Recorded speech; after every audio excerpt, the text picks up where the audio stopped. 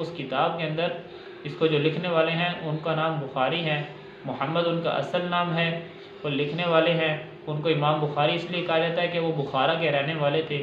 امام بخاری اپنی اس کتاب کے اندر صحیح البخاری کے اندر یہ حدیث لے کے آئے ہیں کہ خیرکم من تعلم القرآن وعلمہ، تم میں بہترین وہ شخص ہے جو قرآن کو سیکھے اور دوسروں کو سکھائے۔ تو علم التجوید کی تعریف آ گئی لغوی اعتبار سے کہ اس کو خوبصورت کرنا، حسین کرنا۔ اس کے ساتھ جو دوسری چیز میں نے اضافی بتائی وہ یہ علم قرأت کا علم کیا ہے کہ اپنی آواز کے ساتھ اس کو خوبصورت کرنا۔ پہلی چیز علم التجوید کی تعریف آ گئی جو یاد رکھنے والی ہے۔ دوسری چیز کہ اس کا درجہ کیا ہے، علم التجوید کا حکم کیا ہے۔ علم التجوید کا حکم یہ ہے کہ اس کا سیکھنا فرض کفایہ ہے۔ جس طرح کوئی مسلمان فوت ہو جائے تو محلے میں سے اگر ایک شخص بھی نماز جنازہ اس بندے کا پڑھ لے تو سارے محلے والوں کی اور سارے قصبے اور علاقے والوں کی طرف سے جنازہ اور حق ادا ہو گیا۔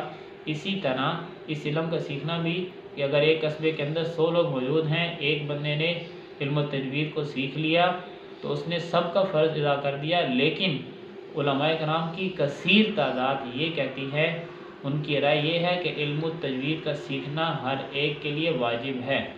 یہ دو چیزیں تھیں۔ تیسری چیز جو ہم نے اس کے اندر جو ایڈ کی وہ یہ تھی کہ اس کا واجب کا درجہ کون سا ہے۔ واجب کا درجہ فرض کے بعد ہے، یہ دوسری چیز تھی۔ آج ہم نے 3 چیزیں پڑھی۔ پہلی چیز علم التجوید کی تعریف، لغوی معنی سنوارنا اور اس کو خوبصورت کرنا۔ دوسری چیز اس کا حکم کیا ہے۔ اس کا حکم ہے ہر مسلمان کے لیے سیکھنا واجب ہے، اور اس کا سیکھنا کثیر علماء کرام کے نزدیک فرض کفایہ ہے۔ 2 چیزیں۔ تیسری چیز کہ واجب کا درجہ کون سا ہے، واجب کا درجہ فرض کے بعد ہے۔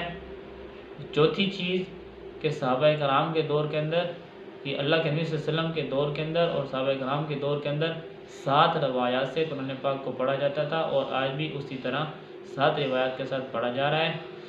جو کچھ کہا اس پر اللہ تعالیٰ عمل کرنے کی، اور جو کچھ میں نے بتایا اس کو یاد دہانی کرنے کی، اور اس کو یاد کرنے کی اللہ تعالیٰ توفیق عطا فرمائے۔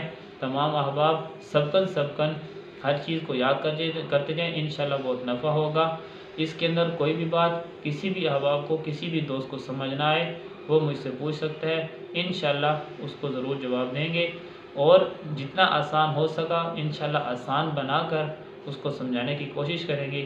اللہ تعالیٰ سے دعا ہے کہ اللہ تعالیٰ ہمیں اس علم کو سیکھنے کی اور اس پر عمل کرنے کی، اور ٹھیک اس کو سیکھنے کے بعد قرآن پاک کو دل سے اور محبت کے ساتھ ان کے اصولوں کو سیکھ کر پڑھنے کی توفیق عطا فرمائے۔ السلام علیکم ورحمۃ اللہ وبرکاتہ۔